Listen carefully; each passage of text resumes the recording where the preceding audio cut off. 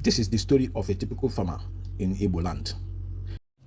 In the heart of Obuagu village, where the red earth glittered under the morning sun and the air carried the smell of roasted palm kernels, Uzodife, a respected farmer, began his day before dawn. The rooster's crow, that is male chicken, was his clock. And by the time the village was still stretching to awake, Uzodife had worn his raffia hat on his head, lifted his hoe, his wooden handle polished from years of use, and set off for his farmland. His farm lay beyond the stream where he crossed barefoot, humming an ancestral tune. The farmland itself was a vast expanse dotted with ridges of yam, lines of cassava, and maize sprouting proudly in rows. In one corner, his wife's vegetable garden thrived with okra, pumpkin leaves, that is ogo, and garden eggs, which she sold in the market. Farming for Uzodife was more than survival, it was a tradition. Among the Igbo, yam was the king of crops, and a man's worth was often measured by the size of his yam barns. Uzodife took pride in his tall wooden barn, where yams were carefully tied with ropes of palm fiber and stacked neatly.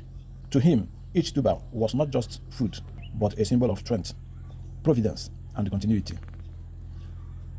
Uzodife's daily routine was a dance with the land.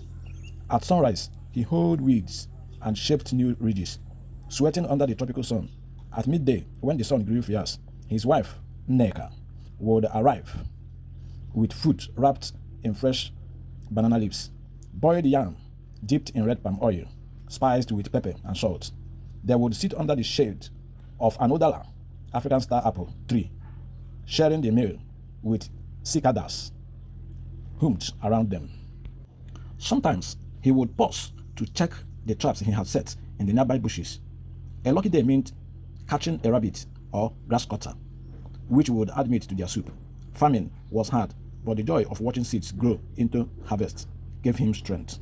As evening fell, Uzodife returned home with firewood tied in bundles and a basket filled with vegetables.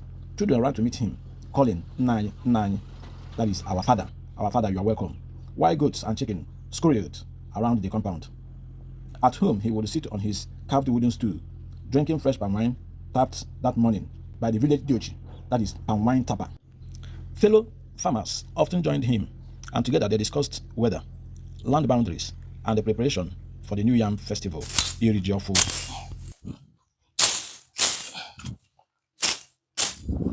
The festival was the crown of a farmer's year. It was the day when the community gathered to thank the gods and ancestors for a bountiful harvest.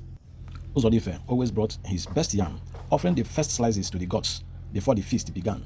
To him, it was not just ceremony, it was an act of respect, for the land was sacred, and without it, man was nothing.